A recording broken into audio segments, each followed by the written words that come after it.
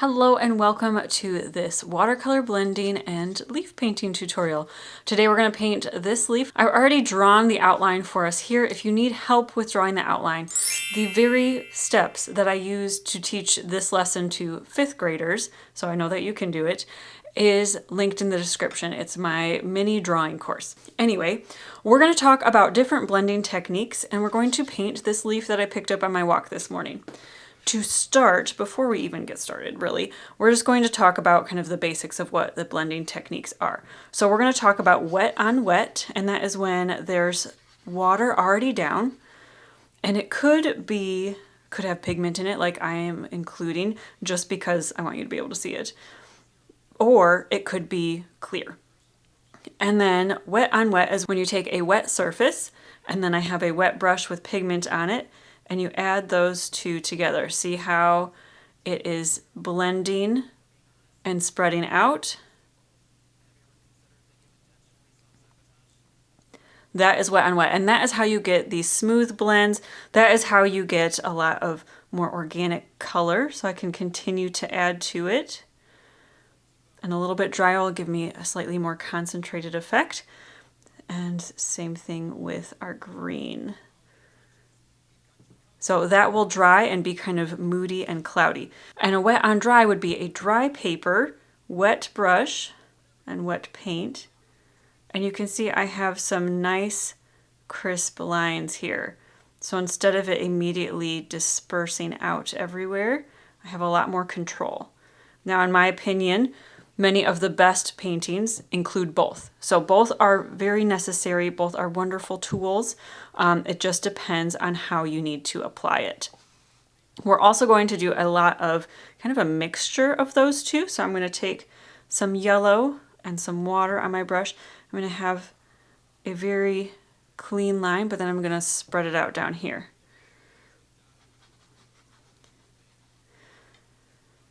Now to blend these two ideas together, I'm going to take just some of this red pigment and I'm going to carefully follow it along this straight line and continue tapping it on along that straight line.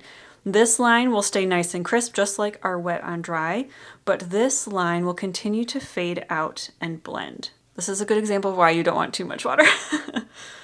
But we'll talk more about that in the tutorial. All right, to get started today, we're going to keep this palette very beginner friendly. We've got our transparent yellow, which is kind of my everyday standard yellow. We have Windsor red, a very neutral red tone, and we have sap green. So we're just keeping it very straight out of the box. I will also be including some burnt umber. I have it on a little travel palette, so it's off screen because I'm out. But we will include that when necessary. Before we get started, I'm going to take my kneaded eraser and I'm just going to carefully roll it over my drawing to lighten it up. It's still there, but it's significantly lighter. I don't even know if you can see it. It's still there. I can still see it, but it'll be harder for you to see it. I don't want it to look like I've outlined it when I'm finished with this piece. All right, to start, I'm going to take some of this yellow. I'm going to warm it up a little bit with our red, so it's a little bit more orangey.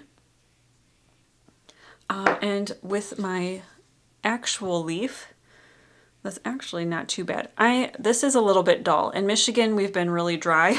So even though we normally have very, very colorful falls, it's been very brown. Everything is a little bit more muted than usual. So I'm actually going to brighten this up. But if you need to add some green, you certainly can. Take some bath tissue and just separate those. But that's a good example of wet on wet.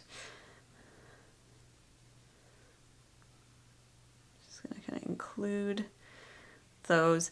And we're just going to carefully tint our water. So it's going to be mostly water with a little bit of that color in there.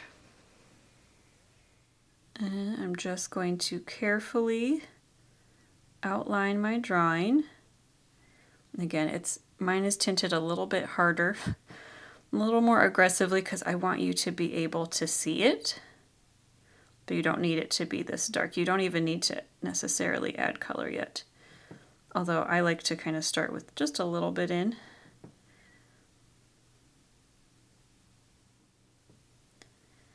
Now this is a lot of water. There's definitely like a puddle sitting on my paper. That will give me a little bit more time to completely cover this area while carefully following my contour or my outline.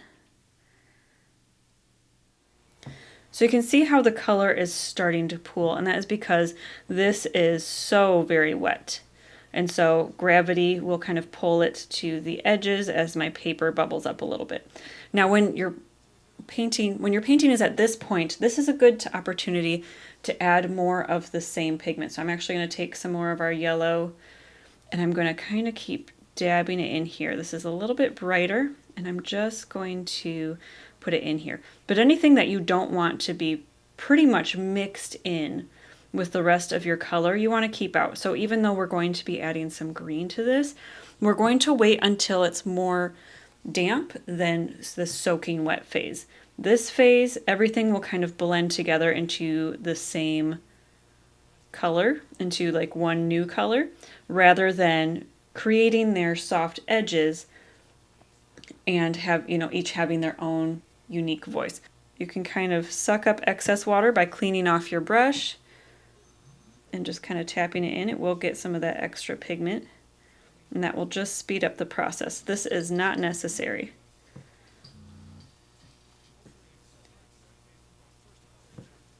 But it can be helpful if you're having a little bit of trouble with waiting. And just as that starts to dry down, you can see there's still some puddles, like there's still more of a puddle over here, but here we're getting a little bit more into like a sheen territory. I'm starting to see some of the texture of the paper rather than water sitting on the surface. This is when it's a good time to start adding colors in to still get that soft blend but not have it take over. So I'm going to go into our green and I'm going to dab it off on my paper towel off to the side so that there's not too much pigment. Now I'm going to look at my reference and I'm going to follow to add this green into the center stem area. And see how it's staying put, but the edges are very soft. Now I can keep tapping it in here and we'll get more pigment. Continue to kind of follow some of these lines in here. And it will just continue to disperse gently without taking over the yellow. So here's a different angle working kind of in this area. I'm just tapping, and then it's a little bit more this kind of triangle here, and then it goes up a little bit, and then over here.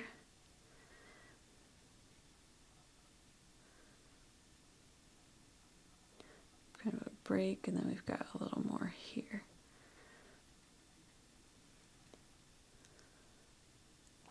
Now my yellow seems to be lightening, so while this is still wet, I'm going to clean my brush off, grab my yellow, and just to keep it a little bit more intense, I'm going to tap it in here. I can always go over it later, but since everything is still wet, I might as well just do it right now. And that will just continue to blend. Now every time I'm placing pigment down, I am taking my brush that has the pigment on it and I'm dabbing it on my paper towel. That will limit excess water and allow you to have a little bit more control and avoid blooms. Okay, now I'm going to go in with the burnt umber, and I'm working pretty dry here. So I don't have, you can see I'm not like, there's not a ton of water, just enough to activate the paint. And I'm going to create some of these little spots here. So there's one about here. Oh, looks like I need a little bit more pigment. And I grabbed some water to pick it up, so I'm going to dab my brush off. And let's see, I could even add a little bit of red to this. A lot of these have kind of red spots. And I can kind of go on the edge here.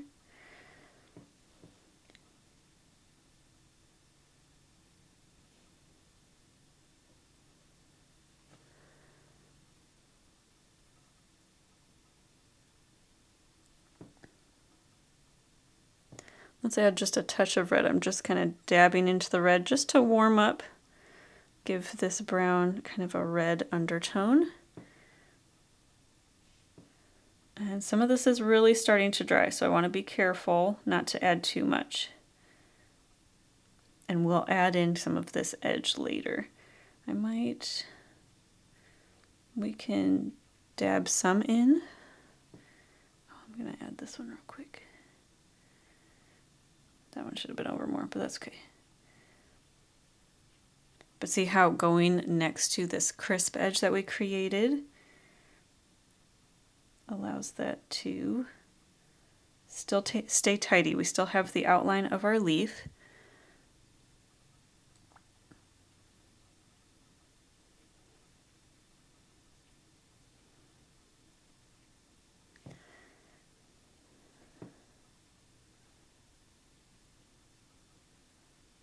Now this area has a bubble, so you'll notice I didn't really add anything on there yet. I'm going to try and kind of mop up some of that excess before I go in any heavier. A little more of our red.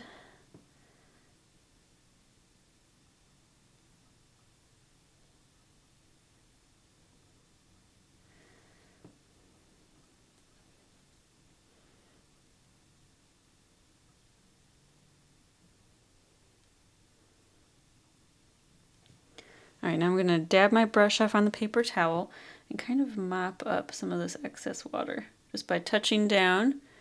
I'm not sweeping around, I'm just touching down. Dabbing my brush off. Now I'm going to take up that brown again. There's still moisture here. In fact, there's still a bit of a puddle, but it's not as bad as it was before. Let's get a little more pigment. I'm just going to dab that in a little bit more.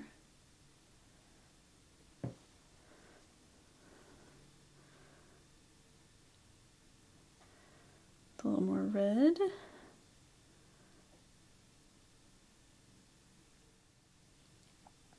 And while it's still wet, you can still dab that paint in. But we still have that puddle. I'm going to take a clean brush, just mop that up like that.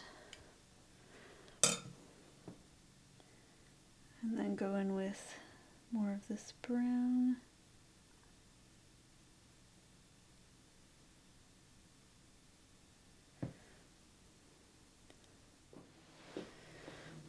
All right, rinsing my brush off. Drying it off on a paper towel. I'm going to see if we can add a little bit more green here before it totally dries, just to get in some of these more intense areas. My brush is pretty much dry, I just have some pigment on it. I should say it's damp, but you can see it's holding this kind of wonky position. That's just because there's not a ton of water on it. Just kind of what they do.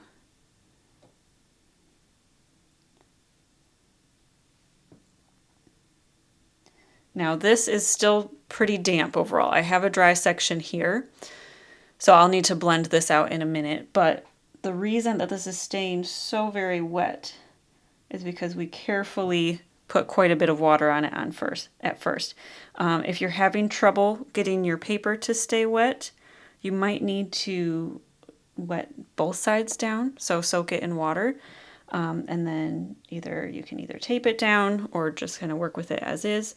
Rinsing my brush off and wiping it off.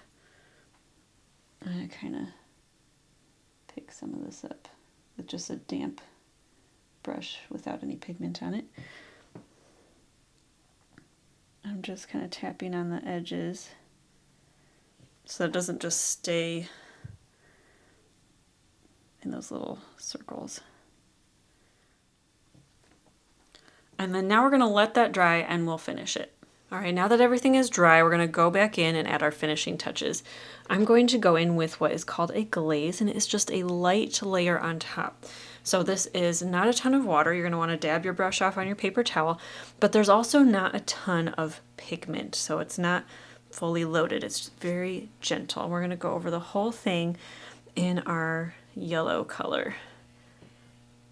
This will, because there's not a ton of water, not a ton of pigment, it will dry very quickly, but it will help to kind of brighten everything up and give it a little bit more life.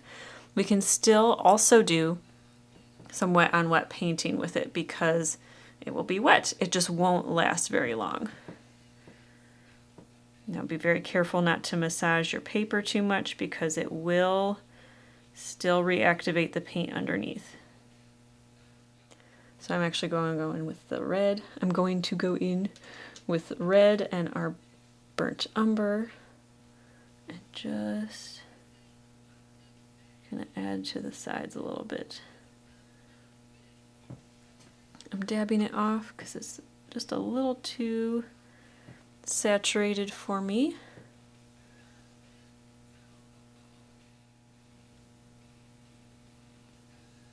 All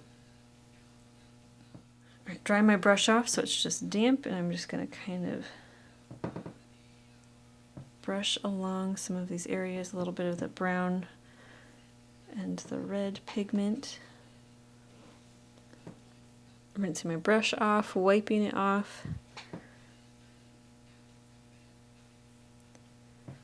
Blending it down. This has just a little bit of that ruddy brown color. I'm just kind of wetting this area, and then I'm just going to tap this in on the edge. That will allow that brown to kind of shift back in here without messing up the rest of our project. Again, I'm going to kind of wet this area a little bit. Oop, that's too much, so drying my brush off. And pick some of that up.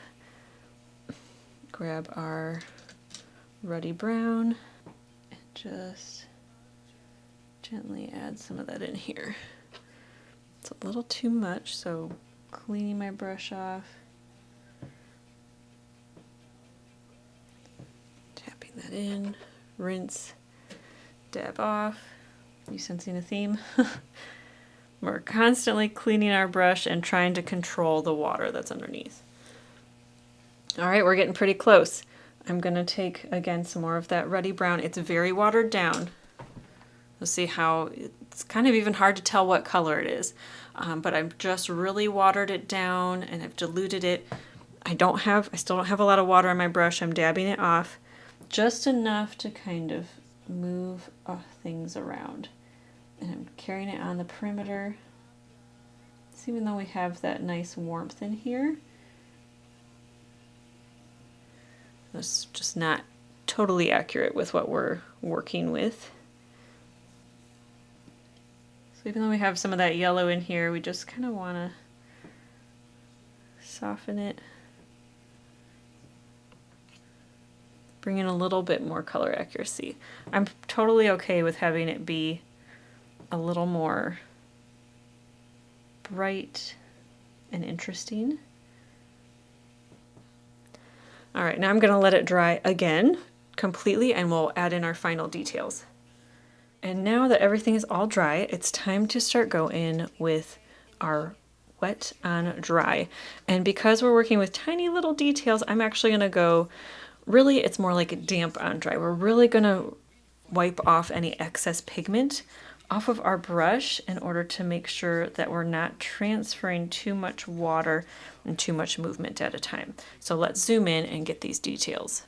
So we're going to go in and deepen any spots that might need it and add any extra. I'm going to dab off more water again. And sometimes these little details really just make it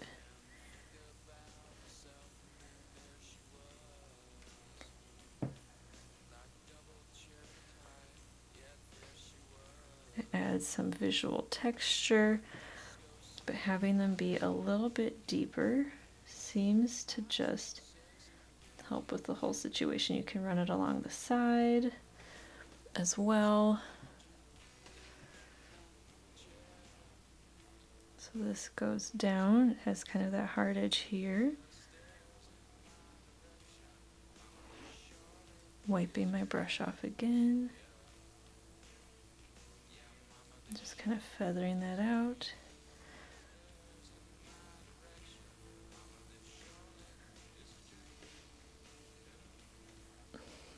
All right, I'm going in again, dabbing that brush off, and I'm just going to very carefully, barely adding any pigment in here. And a kind of dry brush. I'm going to wipe my brush off again and just kind of flick some of these details in. They will dry a lot lighter than this. You want to just kind of barely add it in, and you can always go back over it and build it up. But by keeping it light, you're not going to overwhelm. Wiping my brush off again. You're not going to overwhelm the piece too much.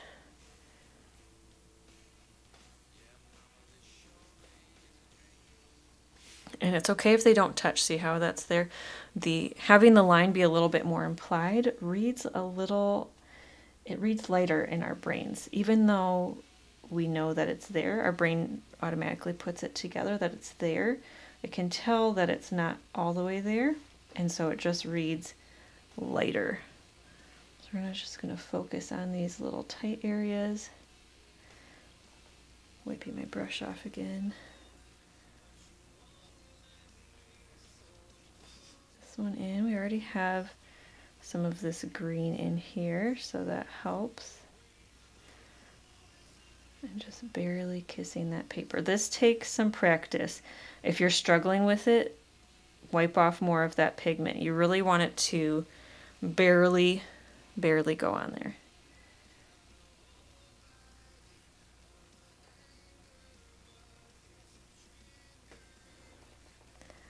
And I mean, I'd say I have a decently steady hand, but I struggle as well when there's too much water. It's just really difficult to control it. I need to add just a little bit more. There's not a lot of pigment on here, so we're not depositing a ton, but it's definitely going to make a difference in the end, which is really all we're going for. Let's go over it one more time with our warm yellow glaze. Just to, again, bring that color in just a little bit more. Deepen that. And we're going quickly so that we're just depositing color, we're not reactivating it. And there we have it. So I hope that you enjoyed this tutorial, that you understand different blending techniques with watercolor a little bit more, and overall that you just had a good time. If you're interested in painting more leaves like these ones, to be exact, with these very same techniques, but just walking through it a little bit more, I have a deluxe mini course on it, and I'll have that link down below. If you enjoyed this video, don't forget to hit the thumbs up button, and don't forget to subscribe on your way out. I hope that you are having a wonderful, wonderful day, and until next time, happy painting.